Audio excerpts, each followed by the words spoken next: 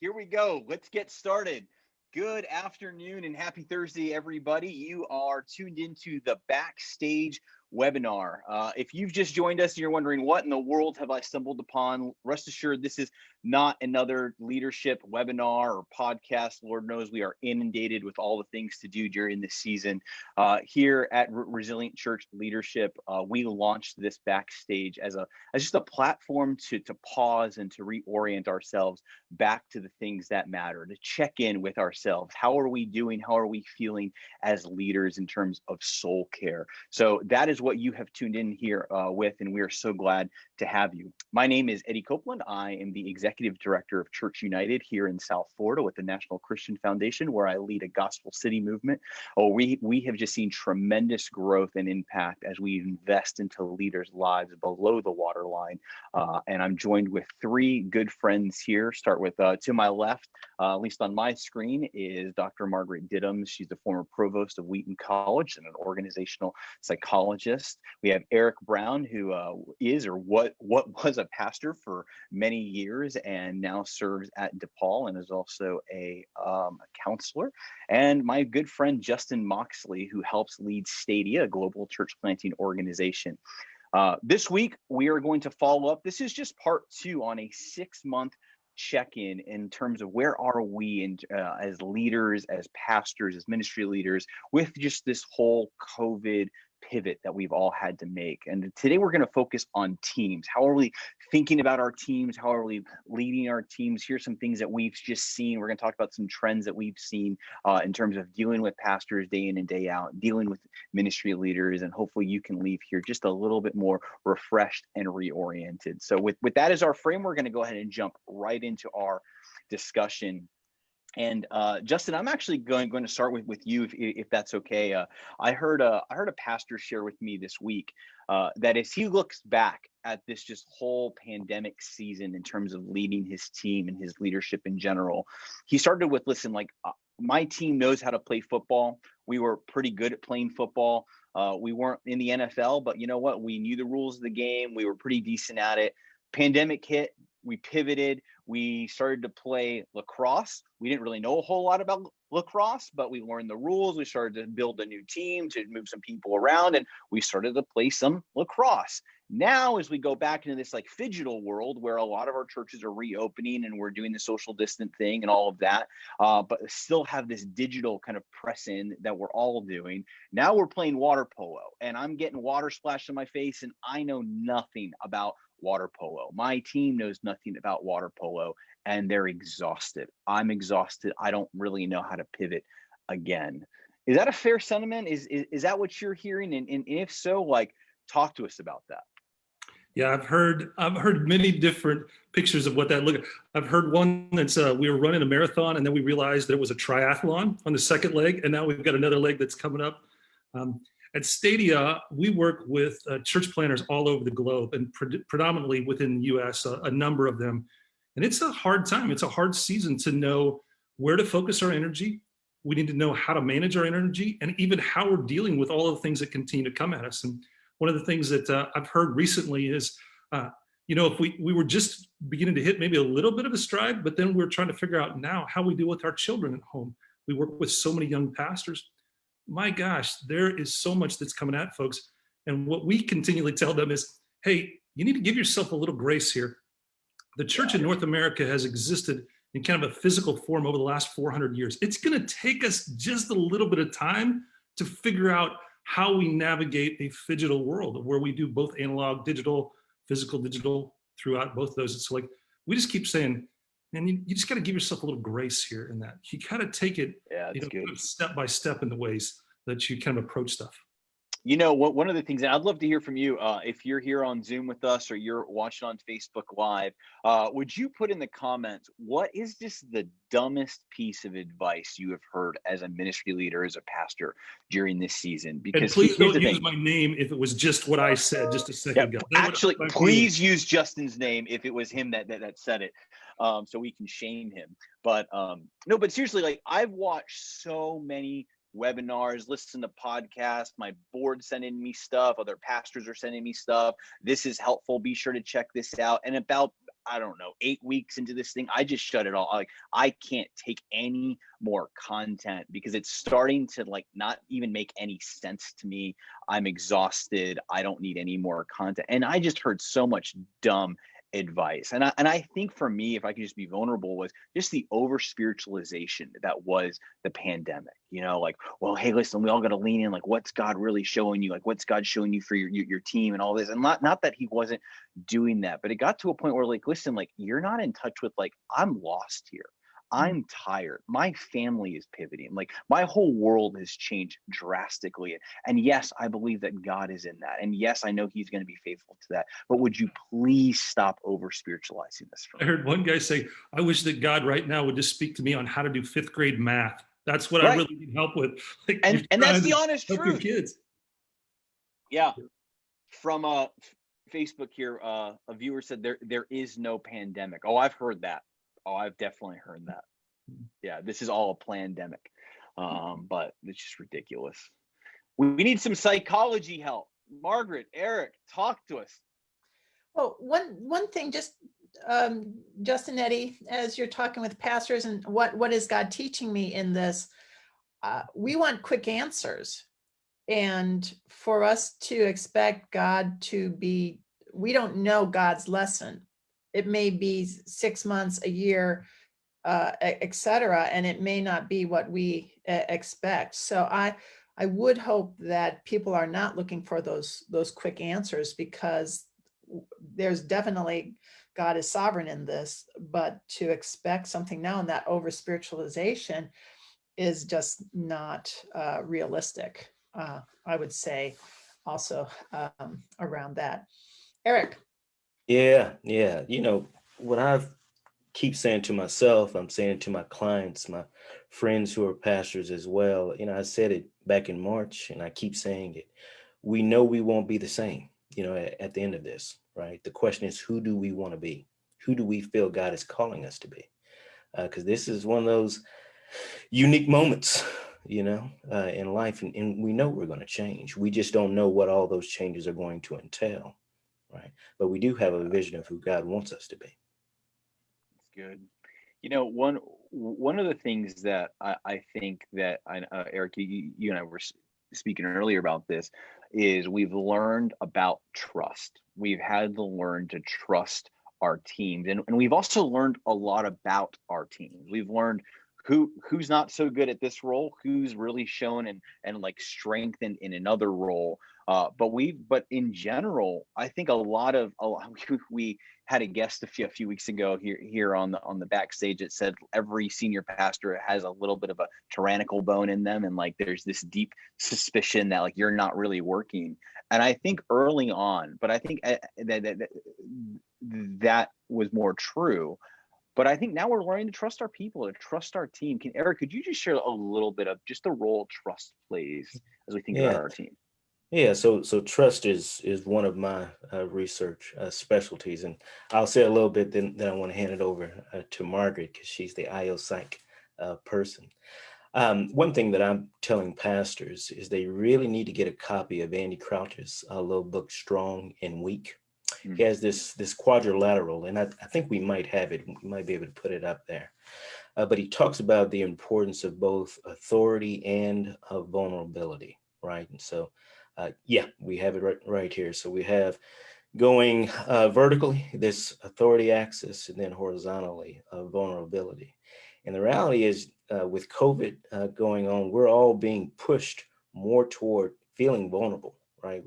We're all feeling a sense of our weakness, but some of us don't like that, okay? And so we draw away from vulnerability, right? And then we end up in this third and this fourth quadrant. We either withdraw or we exploit, right? And when it comes to trust, what is trust? I mean, trust is simply the willingness to be vulnerable with another person, okay? And so I'll turn it over to Margaret, but we know one key component of a healthy team is a team where the senior leaders honestly have to model this position of being both vulnerable with their authority. That's good. And by the way, all the resources that we're going to share on screen and talk about will be at our website at resilientchurchleadership.com for you to view and download. And we even have a team assessment that you can share, which we'll talk about in a little bit. But Margaret, can you talk with us a little bit by way of follow up on what Eric shared, is how has the pandemic changed the way that we relate to one another as a team? Yeah, so think about those first days in March, April. We're pivoting. We're trying to figure out what to do. As Justin was saying, we're changing sports. Well, let's follow that metaphor a little bit farther. When we know baseball or football, we know our position and we're good at it. When we made this pivot in April, we had to pick up a new sport and a new position, and we didn't know how to play it, nor did we know how to work together. So it was just kind of in a sense, for a lot of organizations, it was just a pile on to get through. I'm going to continue with the sports metaphors. So what people probably saw in April was this kind of all hands on deck. We just need to get things done. And the typical roles and responsibilities in organizations just kind of got thrown out because everyone was doing everything. Well, now that we're 6 months in, some of that everyone doing everything has been normalized. It's been normalized, but it hasn't been articulated. That's good. So what's happening is people are kind of tripping on each other, not out of meanness or power plays or anything else, but there's new roles and they haven't been defined. And so we've had this kind of 6 months of not being as effective and efficient. This is Justin's what you were talking about earlier about having to do these shifts. And so I think at the 6 months, what becomes really important is to step back and say, okay, we're in this new normal. And we're pivoting again between this virtual and physical. We really need to have trusting conversations, those constructive conversations of how each person's roles and work together in team. How are we doing? Margaret, can I throw that's probably even true of the home team, my family. It's probably my work team and even kind of my social team of trying to navigate all of those. Man, I'd love to keep talking about that, man. I think that's right on. Yeah. So so I do psychology in organizations. Eric does more of family, interpersonal, etc. But I steal a lot from his area. And so one of the things we want to think about in organizational life, in a team, let's say you have 4 or 5 people, let's say you have 5 people on your team, there's really 6 people there. And what we like to say is it's the 5 people and the team. And so you have the health, the flourishing of each person, but then there's also the flourishing of the team. And leaders have to be paying attention to that team as well as the health of each person there. So one of the ways to think about that teaming, so how are you teaming? Right. So what is the processes and the roles and relationships and communications that's happening? And Eric touched on this, Eddie talked about it. The foundation of a healthy team is trust. That is the glue. That is what makes a team a team. There's more of that, but it has to be the foundation of trust. So what's happening in trust right now, when everyone is doing kind of everyone else's work, you have to take time to step back and say, how is it that we are working together intentionally? Because we've just been stumbling over each other. And so I like to talk about this as constructive conversations. Let's talk about the team. Let's talk about that 6th member that's in the room with us and take it out of the defensiveness, because what I like to say is when you are doing a teamwork, you can negotiate now or manage conflict later. Yeah. Negotiate now or manage conflict later. And what happened is we didn't have time in March and April to negotiate. Yeah. So what's happened is there's been this conflict, and at different organizations, it's at a different temperature. Conflict? What are you talking about? That's so foreign. Maybe Eddie, but not the rest of us. Yeah, I've definitely had conflict with Justin over the last few weeks. But, No, but but it's happening, go ahead. right? It's happening, and it's because, and a part of it is we didn't negotiate with each other in that teaming of how we were going to work together. So there's a lot of hurt feelings right now, I can tell you, across teams. And as Christians, right, we engage in the culture of nice. So we don't do really well. Bless his heart, which is code for that guy's an idiot. Yeah, absolutely. Right?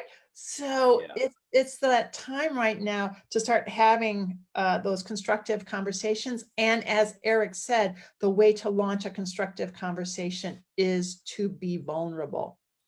Hey, so if we could just park here for 1 second, Margaret, is I think, at least from my vantage point, I'm watching a lot of leaders who are walking with a limp right now, but their face is saying everything's fine, I'm fine, but their vocation has a limp, their family life has a limp right now, and like we're not negotiating, not just with our teams professionally, but with our teams at home. Justin, you were speaking about this just a few days ago, is our home lives, I don't want to say are a mess, but they're certainly more complicated than they were before the pandemic hit.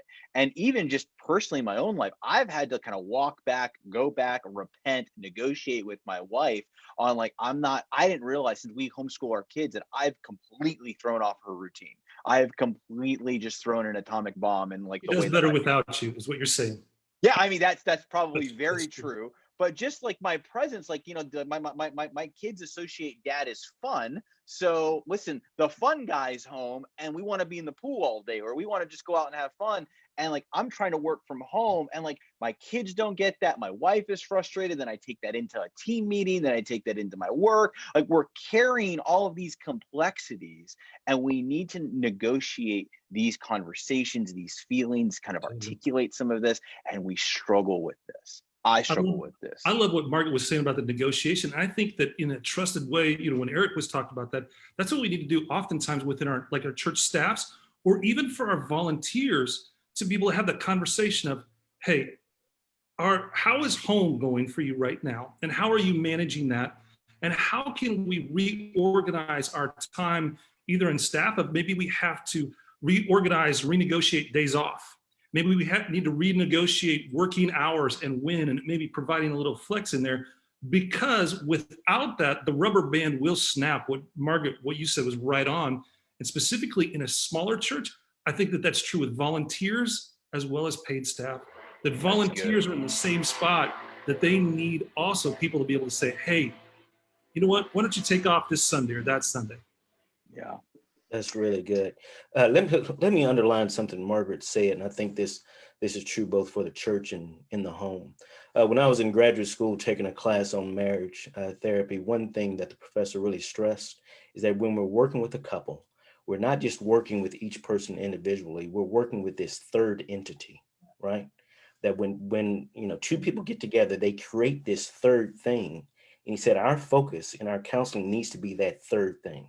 Okay, this is what Margaret is saying with the team, and that sixth member is actually bigger than any of the individual members. Eddie, that's true in our homes as well. Okay, we really need to be focusing on the family system itself and not simply the individuals.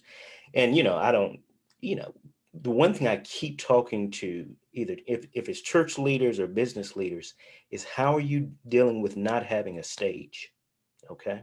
I think that's one of the hardest things. And I experienced this as a professor, right? One of the reasons we become professors is because we like people to pay attention to us, right? And I had multiple, preaching wasn't enough. I could only preach one day a week, right? But as a professor, I had to stage multiple days out of the week, right? Yeah. But, as church leaders, they really lost their stage. And I know a lot of churches are moving back into the building, but you don't have nearly as many people in the pews, right? You're having to spend a lot more time with people in your home who aren't nearly as impressed with you, right? As Yeah. maybe the average church member is. And that's a struggle. No, I think that's so true right now. And Eric, can you just speak to the importance of a rooted identity Yeah, in this season? Because that's just something that I mean I've had to orient myself back to. Like I'm a beloved son of the King of Kings and Lord of Lords, and yes, like my calling hasn't shifted, but the means, the everything else around that has completely shifted. So I think we've all gone through an identity crisis in terms of vocation, but the rootedness of our true identity in the gospel is something at least I just feel the Lord has just hounded me on in this season. that's right. That's right. And I'll speak to that. I want to go back to something Justin said. I've been amazed at how many church leaders don't care for the other people on their team holistically, right? Right. You really need to be asking, how are you doing? How is your family doing? And I think as we begin to ask some of those more holistic questions, we're reminded, right, that we're not just leaders, right? That we're human beings, right? And in a shift that I had to make, it was probably about 10 or 12 years ago, was stop seeing my quiet time as basically another study time, right? An opportunity to simply study the Bible, to learn more, so I could use it for teaching later on, right? But my quiet time, whether it's the meditation on scripture, prayer time, whatever it is, it really is a constantly rooting myself, in the gospel of Jesus Christ. That's a good word. But Eric, I want to follow up on Eric Please. because it's so important for lead pastors to be checking in with their team. But this goes back to the quadrilateral, I think, that Eric was talking about, is you have to be checking in with people at this time in yourself as vulnerable. You don't want to be creating that power differentiation. You got to be down in the trenches That's with exactly right. folks. That's exactly So right. so That's it's not just checking in, but it's a conversation and a dialogue. Here's how I'm doing. That's How exactly are right. you doing? If you're just coming on high, like, hey, I got it all together and I just want to be able to pour into you. This is the thing about teaming. It's about pouring into each other. Eric, if you want to say anything. No. Yeah. Thank yeah. Thank you for saying that, Margaret. I mean, can we throw up that quadrilateral again? I think that's so important. The senior leaders, we need to model that vulnerability, and appropriately so, right? But one thing that I think we deny often is the power differentials that exist on our team. Okay, and if we deny those power differentials, then we don't recognize why we do have people on our team who are withdrawing, right, during this really stressful season. But I love what Margaret said. I think that's true. Our senior leadership needs to not just check in with others, but they also need to share appropriately the struggles that they're going through during this season. Well, I mean, I I remember in grad school working on my counseling degree, and I had a professor share something that I'll never forget towards this end, and I've used this in my pastoral world so much, is you can only take someone as far as you're willing to go yourself. So as much as I looked at my own stuff is really the extent that I'm going to be comfortable taking someone else through that.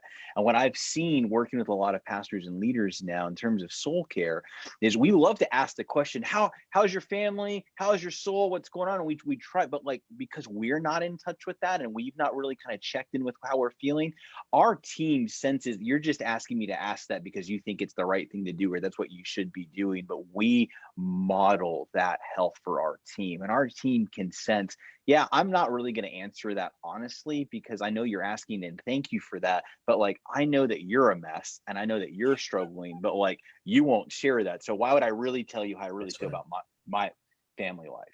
That's And I right. think that I would echo that too. I think that sometimes there's this, we have that Messiah complex, we deal with that and we work through that. But there's also a very pragmatic issue about this, is that fatigued leaders make really poor choices and they make really bad leaders at that time. And so sometimes we think, well, why is our staff is not doing this or taking advantage? There are a lot of people who are taking opportunities and advantage of this unique time of where we feel like that, like this could be the greatest opportunity in our lifetime of sharing the gospel and the hope that's there. But if we're in a fatigued state, or if people are in an overwhelmed state, there's no amount of thinking or creating That's or really good. what they can do to even kind of live out the gospel or share faith with their neighbors or create, watch parties or create new digital strategies or whatever it would be, we're stuck there in that space. That's good, Justin. Just to play in that, I heard you once say recently at something that you were speaking at that we as senior leaders, as ministry leaders, are now the chief hope officers. Like we've pivoted into this role. But what does that look like? How would you have answered that, when the pandemic first started, and now as you've talked to leaders across the world, how would you answer that now with a 6-month look back? Like what does being that chief hope officer look like right now? Yeah, I can't be a fake, and Eric could speak to that, Margaret could speak to that. I think that people in the pew, or I don't know if anybody still has pews, sorry.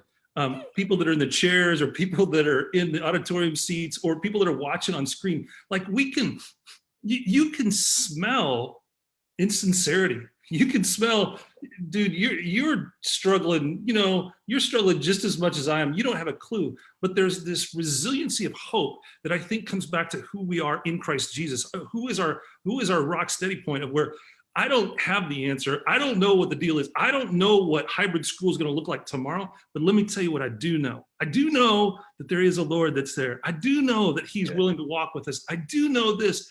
And when we lead out of that state of hope, that then people can look to us to say, okay, I don't have it all together, but I can take a step. I love it when Jesus spoke so often of where he would tell people all the time in the New Testament, you're not far off. You're not far away. You're really close. And I think that's even what hope brings for us and leadership in this time period. And whether you're on a screen or you're face to face or you're 6 feet away or you're behind a mask, people can smell it and see it. You can see it in your eyes. I mean, I don't know if you guys see that. Like the mask has only accentuated what our eyes have already been telling us all this time. And where hope comes from. And when you look at, you can see it with kids, with bright eyes of kids. You can see that with leaders too. So that's what, first thing everybody needs to do is go home and take a nap. Go take a nap and be okay with it. Read a book, read a stupid book, read a book that has nothing to do with leadership or anything else. Read a dumb book and then go on Netflix and watch something that really has no value other than to just let yourself breathe. And then talk to the Father and say, Lord, hey, I'm going to get up tomorrow and will you help me? It's good. Those things, yeah. One of the things that jumps to mind as you were sharing that is I think one of the things that's really been true of me in this season as I've really kind of checked in with how I'm doing is the truth of the scriptures where it says God's mercies are new every morning. Right on. And I kind of like when I get out of bed and I kind of put my 2 feet down on the floor, I actually kind of just take a second to check in with that. Like, all right, God, like I'm out of bed. Thank you for this new day. And like, I just want to tangibly receive and feel that like, I'm going to need grace for this day. Because what I have no idea the territory that I'm in, but I know that you're with me and I know that your grace is there. And I want to bring that into the way I lead my team, the way that we lead our teams is like we can be gracious with one another, rooted in trust, as Eric that you were talking about. Now we can go take the hill or the mountain that's in front of us. But I think outside of that, it's just going to be suspicion. It's going to be a lot of performance driven, shame based, like get out, figure this out. When really, guys, like we're in this as a unit. Margaret, to your point, like the team is the collection of these individuals. Yes. I would love, yeah. Could you speak just a little bit more to that, into like the team dynamic when it's rooted in trust, when it's rooted in a sense of graciousness? Right. By the way, Justin, as you were talking and Eddie talking, I was thinking about the chief hope officer versus cheap hope. Right? Margaret, get her pulpit. Come on, Margaret. Wow. Let's go. Come on. Right? Everyone just egalitarian now. Let's go. I am not a minister of the word and sacrament. Okay, so, but that's what we're seeing in some cases offered, like cheap hope. Right It's on. a cheap hope that is not based in vulnerability. I am been reading Lamentations, and Lamentations chapter 3. It is just stark, and then after about 20 verses, it pivots to God's goodness. So you're just reading through desolation and then you get the hope. And I just think as the chief hope officer, it's that being realistic about what are the desolations, and then saying it, yes, and God is still sovereign with that. That is real hope, instead of making stuff up as if none of this has happened. Yeah, Right? it's good. Or that it's all going to go back to the way it was. Right. Like it's not. yeah, like everybody's just like, if we could just come back and meet together and stuff, and you're thinking, whoa, no, that ship has sailed. Yeah. Yeah, and I think also, just to put another plug in Lamentations, this is what Jeremiah is telling the Israelites. In order to go home, you have to go home by a different route. It's going to be different. It's a different road. God is there. God is on his throne, the impassibility of God, but you can't go back the same way. That's so good. So when we think about teaming, what do we know, Justin? We know that God is on his throne. We know that and that is central. For me, that the image of lifeline, that is the lifeline that we are holding on to. What else do I know? I know what God is calling my church as a mission, of what it is at the core of our mission. And as we've talked about in the past, what happens is we have a core of the mission, and then we add on, and then we add on, and then we add on. We create our own little midrash for our mission. But we know that core. So we know the core, and you know the hearts of the people who are on your team. So there are things that we know, even as we wind up shifting sports, etc. And then what I want to say is, what then, if we know those, are we investing in them? Are we investing in what we know? And one of the things I want to come back to this, but I'm just wondering, Justin and Eddie, how much of what's happening in your circles are occurring as a response to someone saying something, or external pressures? How reactionary. is that reactionary coming in? Because we've had some messages come through, like, what's the dumbest thing you've said? Are churches then reacting to external forces or voices or whatever, and moving away from that core of what we know? Because I think as a chief hope officer, what leaders need to be able to say to their flock is, not now, not yet, sort of things. No, that's certainly powerful. I would add to it too, my three favorite words in all of ministry are, let's try this. We're going to try this. It's not a, hey, this is going to happen for the next 20 years. And I love the teaming. What you talked about is, like, it's getting the people in the room, and the sovereignty of God is he's known that we're headed this direction, and he's brought this team of people together. Okay, let's get together and let's try something and give ourselves that, hey, we don't know what the future holds. I love, we don't know what the road, the bends have for us up around the corner, but we're going to try this and we'll see what happens. I don't know if it was a Dave Ramseyism or whoever, it's like, we've got to reserve the right to get smarter as we go along and make some changes and say, hey, this is based upon the information we had. I didn't know that the school district was going to shut down and our church plant was not going to be able to meet in the school. And so we're going to do this. And here's what we're going to be thinking about and doing. Eddie, the other thing I just noticed is that Eric and Margaret have books behind them and you and I don't. So I've identified the two smartest people in this webinar, okay? Always look for books. You and I, we don't read much books. No. If it has a lot of pictures, that's why I'm really excited about Jimmy Dodd's new book, which is going to be a children's book with lots of pictures. So I'll be sure to read that one. Shout out to Jimmy Dodd.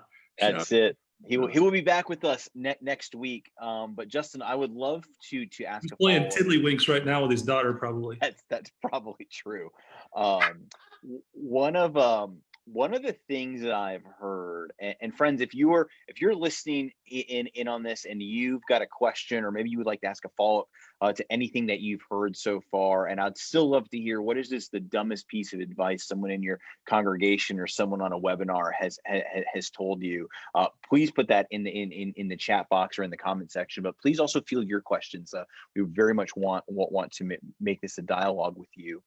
But Justin, one of the things that I've heard a lot of churches say is this is a time for the accelerator. Like, we're going to hit the gas, right? Like, this is the greatest opportunity that the church has ever had. And listen, I actually fully agree with that. Like, I think one of the greatest opportunities in the history of the evangelical church in America is upon us. And yes, there very much is a time for the accelerator, and now could be that time. But there is also a time for the brake. And I think we need to press the brake and ask, what got us to this point? A lot of the things that I was doing, that we were doing before the pandemic, I don't want to start again.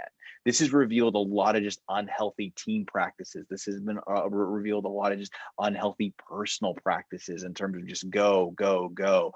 I actually think we need to hit the brake personally and maybe the accelerator organizationally. But I would love to hear from the three of you.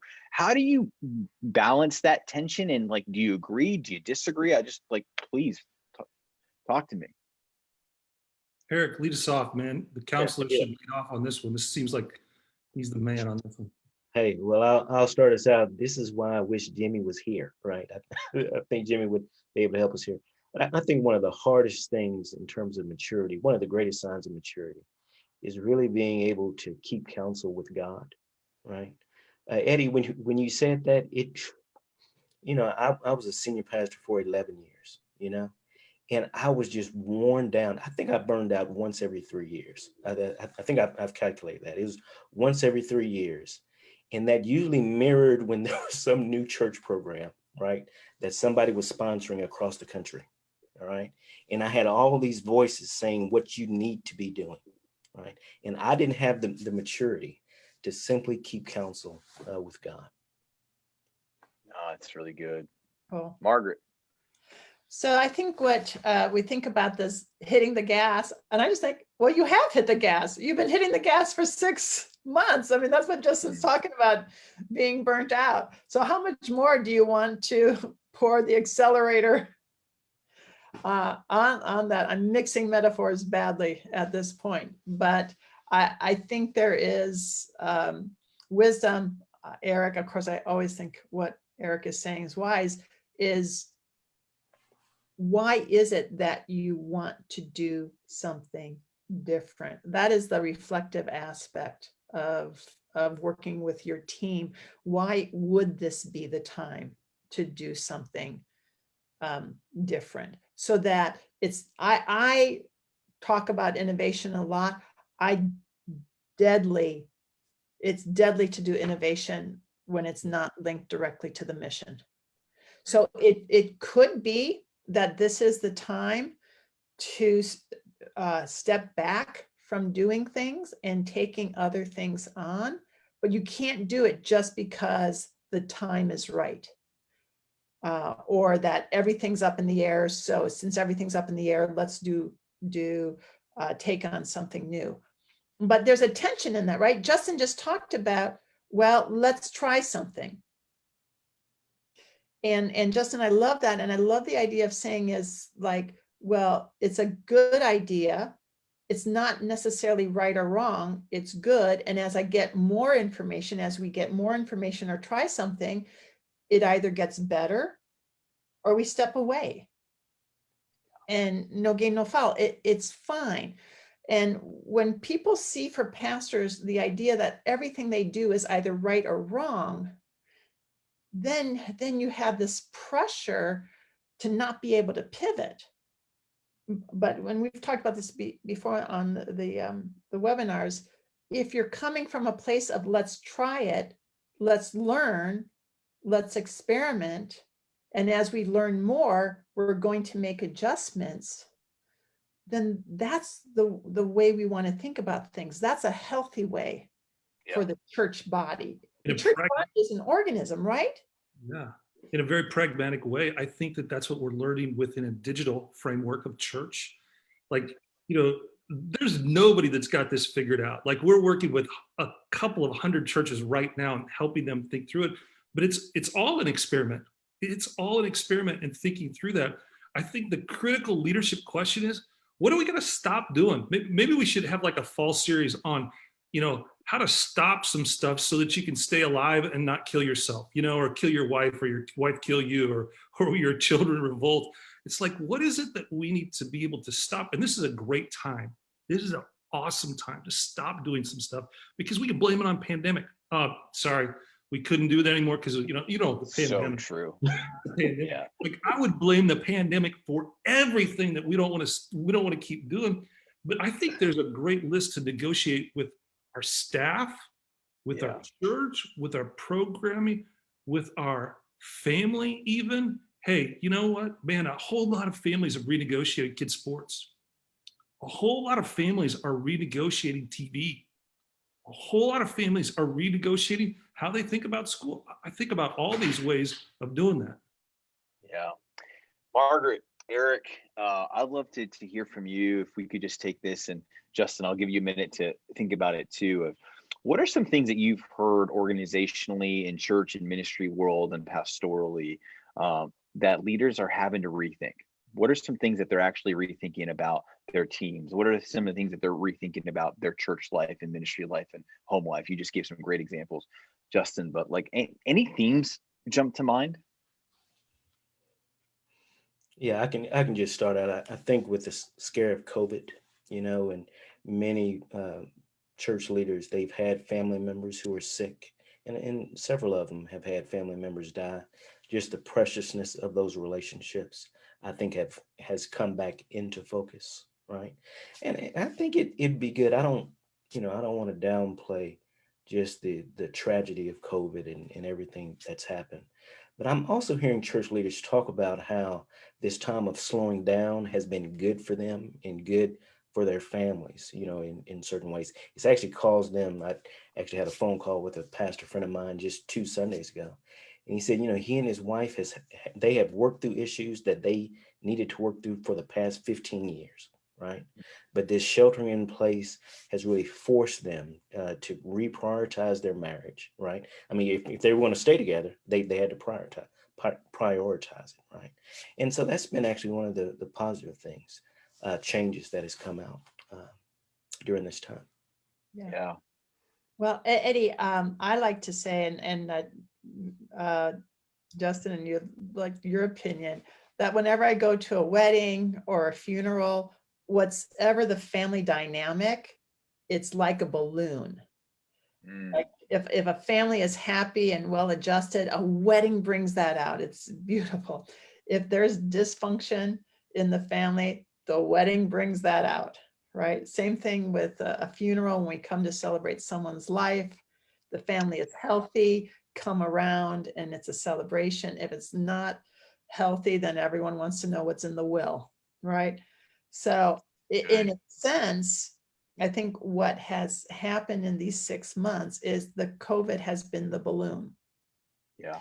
So if a team is healthy, if it started out healthy, then it's functioning and there's deeper meaning and purpose in what's happening. If a team is not healthy, that balloon is being blown up and you're getting into the dark corners of where we're not healthy. And so I want lead pastors and their teams to think about that as what's been blown up, what's the balloon, what are we experiencing, what's been exposed. Yeah, what has been exposed in good and bad in these 6 months, because this is the gift, kind of what Eric, what you were talking about. It's been a gift in this exposure of what is it that I need to be pouring into to get to that foundation of a healthy team, and what can I celebrate of what's working well, and how have we come together to work well together. You know, I think that exact frame applies to, as we look into like inward to ourselves, to our family lives, to our home dynamics. Like the last 6 months has exposed where were the cracks, and now they're probably gaping holes, or like what's really the cohesive stuff that was working that's been strengthened. That's really good. That really resonates. Friends, I know we have about 15 minutes left, and if we could, if I could just take the personal point of privilege here to go back and revisit something that you said, Margaret, and that's cheap grace. I think that has really been a theme that I've heard a lot. Just these cheap isms that we've thrown around and over spiritualized. And Eric, I would love for you just to put on a counseling hat and like just the personal, like spiritually disillusioning effects that cheap hope, cheap grace brings when we just throw that around to our team. At least like personally, it just chips away at our team's soul when we just bring these cheap isms, these Hallmark card kind of deals into when our teams are struggling, into when we're struggling. Can you just speak to the effects of that on our souls, on our lives? Yeah, most definitely. I think it was 3 or 4 weeks ago, I was on one of our webinars with Mandy, and I believe she was talking about Psalm 88, right? And how we have these Psalms of lament, right? And I think Psalm 88 is one of the Psalms that doesn't resolve, toward the end. But I'm glad you asked that, Eddie, because, Margaret was talking about Lamentations. And what I noticed is before she began talking about Lamentations, the verse that you quoted, your mercies are new every morning, it's smack dab in the middle of Lamentations. Right. Yeah. Right. Smack dab in the middle of it. And actually on Wednesday nights, just last night, I supervised counseling students, right? Beginning counseling students. And when you have a beginning counseling student, right, they want people to get better, and they want them to get better quickly, to validate the fact that I'm in the right field. All right. So what we always have to do in their practicum, right? That's prior to their internship. I have to tell them you need to track with your client. When your client is talking about their pain, you need to stay there with them. Okay. When I was at Wheaton, what I should tell students, we need to be willing to stay in the grave, with someone for a few days, but before we try to get up to the resurrection, we need to track with them. Right. And we see that in scripture. That's one of the reasons I love what Justin said. This chief hope, it's actually a hope in the resiliency we have because of God. Right. Yeah. And I think Jeremiah actually gives us a beautiful vision. Jeremiah tracks with his own pain. Right. And so he's able to track with the pain of his people. And it's just like what I tell my counseling students, if we can't stay there with them, we can't stay there in the grave with them for a few days, they're not going to come up out of the grave with us. Yeah, it's good. Justin, how do you interact with that? Margaret, how do you interact with that? Do any of you have your Bible within hand's reach? Mine is across the desk. Justin, you have it? You have your phone at least. Justin, would you, as we talk, but would you mind getting the last 2 verses of Lamentations, chapter 6, the last 2 verses? It's a pretty interesting way that the book ends, similar to what Eric is saying. Justin is the only righteous one amongst. I was gonna say it. Mine pretty low bar. Three hands away. Last 2 verses, Lamentations chapter 5. It's the last 2 chapters of the book. Yeah. Okay. I said the last 2 verses. Yeah, please read the whole 2 chapters of the book right now, live on Webinar just got a little longer, folks. Yeah. Need to get DoorDash, send you some food. Verse 21 of Lamentations chapter 5, reading now the NIV. Restore us to yourself, Lord, that we may return. Renew our days as of old, unless you have utterly rejected us and are angry with us beyond measure. So you all are the pastors, but I read that it doesn't end triumphantly. It ends with that likelihood that desolation could be there. It's not triumphal.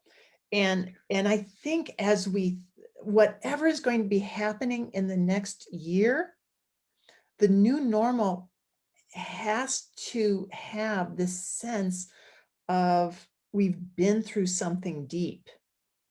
We've gone through suffering, and that suffering has to be embedded in our new identity. To be more resilient, we have to also suffer and pull that in. And I think that's the paradox of resiliency, is that resiliency always has an aspect of pain to it. Yeah, it's rooted in brokenness. Resiliency is rooted in brokenness, and Right. it finds strength in brokenness. Yeah, that's good. We talk about this with church planners, and I have a great friend talks about this all the time, Lee Stevenson with the Converge Network. He talks about that in any new church, there will always be a crisis of finances, a crisis of leadership, and a crisis of relationship.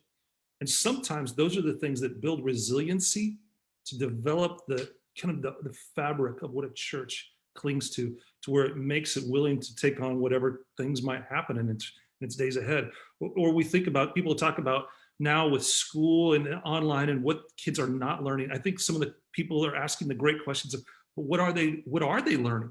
And some of this is their own initiative, their own ingenuity, their own resiliency to handle difficult chapters of life and things. And some people point back to kind of the days of World War II, and they talked about that so many kids missed years of schooling, but yet what were they learning in that? They learned resiliency, the ability to innovate, the ability to be able to deal with conflict no matter what would happen around them. I think God is growing in us some muscles right now. It's like Lord's doing some good work in our churches and in us. And good work is hard work, always. Like, I don't know if anybody had a dad like mine, but man, the harder the work, the gooder he thought it was, and I know that's not correct, but that's the stuff that builds in us. And I think it's that pruning, it's that shearing that's there. And man, Lord's good. He's up to something good. Aslan's on the move, man. Aslan is on the move in our own lives and in our churches.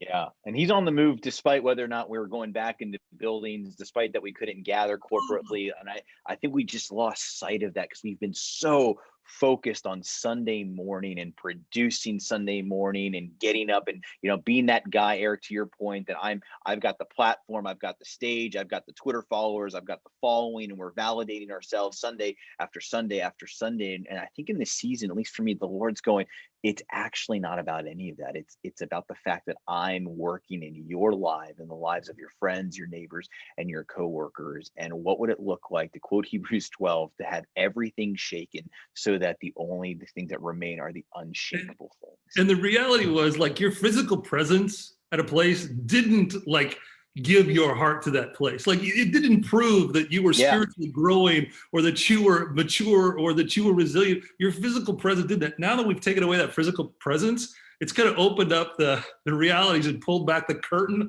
on all of us in our church, and me included. It's like, okay, totally. Sometimes we're mailing it in some spots and other places. This is just pulling it back and be like, all right, hey, this is what we got to work with. All right, here we go. Let's go. Yeah, absolutely. All right. So in our last just few minutes together here, I would love to hear just a final thought as you look back 6 months, post-pandemic, I'm sorry, not post-pandemic, we're still in the middle of the pandemic, but 6 months into the pandemic. What have you learned about yourself? What have you learned about the way that you lead your teams? And what's just one kind of final nugget of truth that you would leave with our audience here? And Justin, since you're our featured guest, I'm going to start with you. So what have you learned about yourself? What have you learned about managing your team? And what's just one kind of final nugget? No, that wasn't on the script, homie. That's a deep question. I know. I only deal with the shallow questions. That's why you don't have any books. I don't have the books behind me. I got people walking behind me. No, come on. Just what jumped into your head? Don't overthink it. What popped into your head? What am I learning? I'm learning that my wife is better than I ever thought. And I sometimes have been so consumed with some stuff of where I've missed out on that at different times. I've learned that all my Reformed friends are going to laugh. I'm learning that, again, that Jesus is enough, man. That Jesus is enough, that he's good enough in the midst of this. I'm learning that good friends are good friends, whether you see them or not, I'm learning organizationally that people are the product in some regards. Like we think that it's really about the people, and the health of people produce the fruits and the results and the things that are there. That's really good. Thanks for sharing that. Eric, what about you? Yeah. There's that old song, "Stop the Love You Save May Be Your Own." I've never really known what that means. Margaret, get it, Margaret, get it. That kind of show. I had no idea it was that kind of show. This is getting out of hand. Sorry. We have a good time here. 13 on this thing already. Right? That for some reason that chorus has come back to me over and over in the past 6 months. And God, I am an introvert, right? I mean, I'm one of the few people who, when the shelter in place happened, I felt better not having to go out a lot. Okay. And I honestly, I say this, I had a few clients who I noticed about 6 months in, they were doing a lot better, but nobody wanted to talk about it because everyone else's life is falling apart. Okay. That being said, the relationships that I built with my family and friends and the church itself, that has saved me, really during this time. I've researched and I've written about the importance of relationships, but in the past 6 months, I've lived just how important they are. Yeah, that's good. Margaret, last but not least, and feel free to dance. So even though my mom said that I shouldn't hang out with girls who drink, dance, or chew, but I'm gonna make an exception. I thought it was cuss. What kind of church did you grow up in, Eddie? Come on. Oh wow. So before I answer, I just want to say we have lots of resources on the show page, including I put together some questions for constructive conversations and a team assessment that comes out of Patrick Lencioni's book, The 5 Dysfunctions of a Team, that's going to be there. Here's what I want to say is that in the humanities, we talk about liminal space. And I just think that's a fancy pants word, but let me explain what liminal space is.